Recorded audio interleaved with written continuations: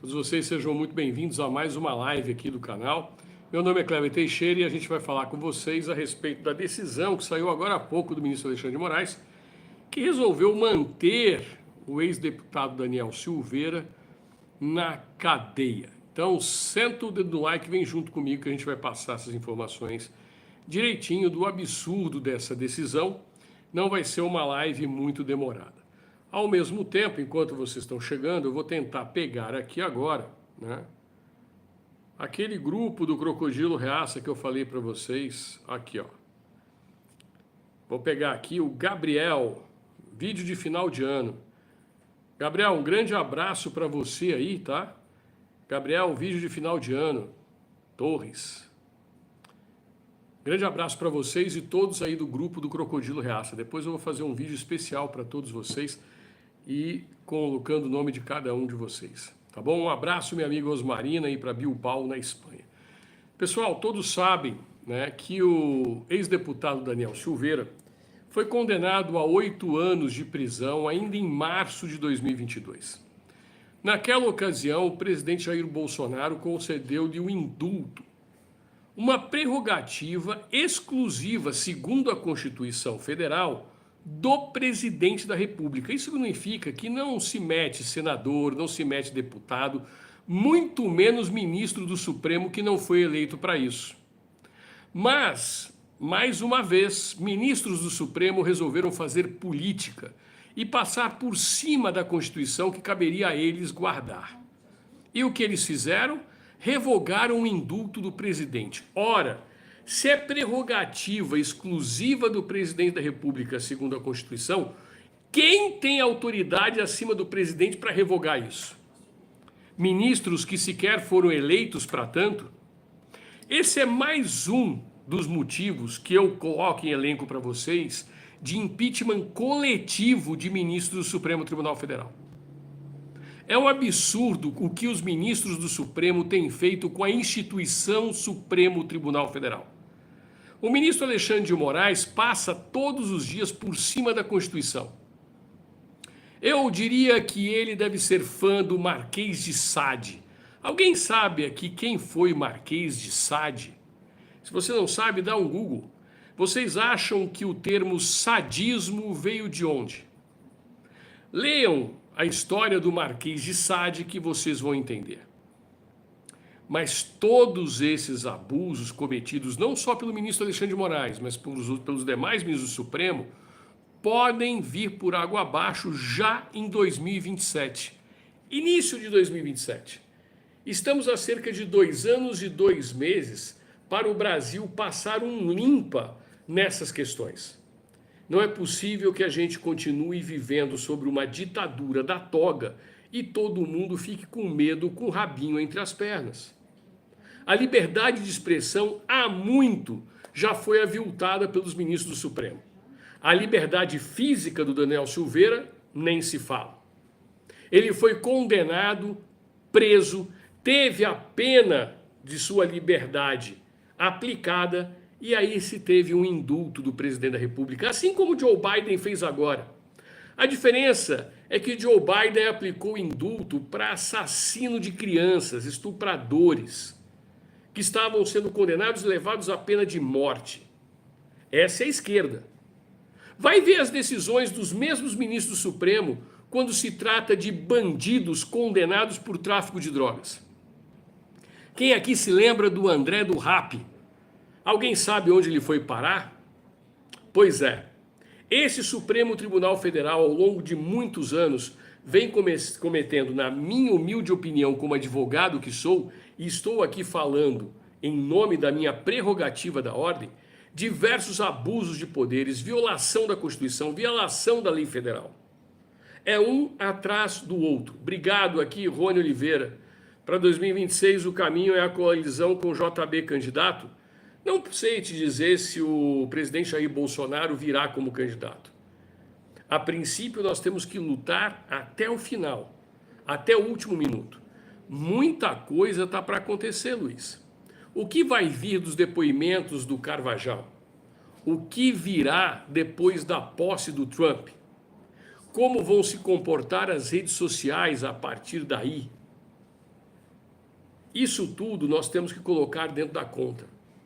Mas o mais importante, nós não podemos permitir que o Senado Federal seja tomado por esquerdistas de plantão. E esses que hoje gritam sem anistia, eu quero ver eles fazerem o mesmo grito depois de 2027. Eu quero ver eles começarem a reclamar de liberdade de expressão, reclamar de censura, de cerceamento ao direito de defesa. Eles são ótimos para fazer escândalo. Dizem que são a favor do direito dos humanos, mas na verdade são a favor dos direitos dos manos. Dizem que protegem a floresta amazônica, mas nunca se teve tanto incêndio na floresta amazônica como durante o governo deles. Dizem que são a favor da ciência e querem que a população seja vacinada. Faltam vacinas em 2/3 dos municípios brasileiros. Está tendo um surto de catapora em algumas cidades ou localidades do Brasil. É o caso do estado da Bahia, que já teve 512 casos. O nome correto seria varicela. E olha qual não é a surpresa, mas falta vacina de catapora nos postos de saúde.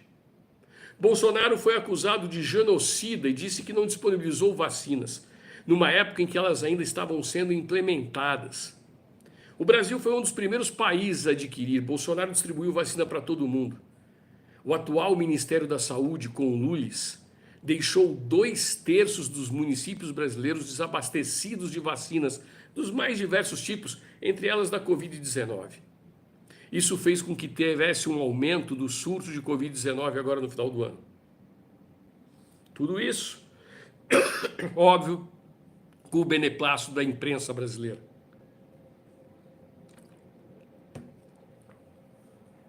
Prestem bem atenção. O Daniel Silveira é um perseguido político. Tornaram Daniel Silveira inelegível por 8 anos. 8 anos. Eles só esquecem que o tempo passa rápido. Ainda que a gente não consiga reverter por agora, Daniel Silveira estará elegível em 2030. E seria um ótimo nome para a renovação de 1/3 do Senado já em 2030. Nossa, Kleber, nós temos que renovar o Senado em 2026, você já está falando em 2030? Sim. Política é feito dessa maneira. Quando a gente veio em 2022 alertar vocês do que nós estávamos passando e quais seriam as soluções, muitos falaram que nós não chegaríamos até aqui onde a gente chegou. Eu falei que as eleições de 2024 seriam fundamentais, nós teríamos que passar por ela. Elas já aconteceram. Elegemos muito prefeitos de direita. A esquerda mingou. O PT no estado de São Paulo, um estado com 365 municípios, conseguiu fazer apenas 4 prefeitos em 365 municípios. Imagina o tamanho da lavada que vai vir em 2026. Por isso, nós já temos que fazer os planos para 2030. Nós não podemos permitir que esse tipo de gente continue arrotando um monte de besteira que arrota por aí. Eles são contra a liberdade, mas se dizem defensores da democracia. Democracia de quem? Eu estava vendo aquele colunista do Burrol, tal do Walter Maierovitch. Aí eu fui descobrir que ele foi secretário do Fernando Henrique Cardoso. E pasmem, para não ser demitido, o Fernando Henrique Cardoso exigiu que ele pedisse demissão. Esse é o colunista do UOL que estava falando agora que a extrema-direita está feliz no Natal. Fez um artigo dos mais imbecilóides que eu já vi, produzido por um ex-desembargador de justiça. O sujeito falou de tudo. Falou da Itália. Disse que foi vergonhoso o que a Itália fez ao absolver o seu ex-ministro que não permitiu o desembarque com centenas de refugiados da Líbia. É, exatamente. A Itália, que é o berço da religião católica, tendo o Vaticano dentro do seu território como território independente. Pois esse ministro foi absolvido. E ele rasgou um monte de termos para acusar a extrema-direita. Pergunta se ele fez uma nota sobre o Nicolás Maduro, que quer tomar posse agora, renovar a sua posse. Todo mundo sabendo que a eleição foi fraudada, e Nicolás Maduro que ironizou o Lula e o STF e o TSE brasileiro, dizendo que lá eles têm o comprovante impresso. E qual foi a surpresa de ninguém que ele não apresentou as atas e os comprovantes impressos para revalidar a sua candidatura?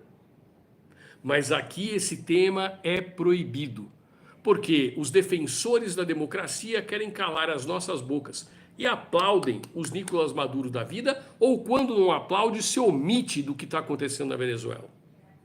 Pergunta se esse colunista do Burrol abriu a boca para falar do que está acontecendo na Nicarágua,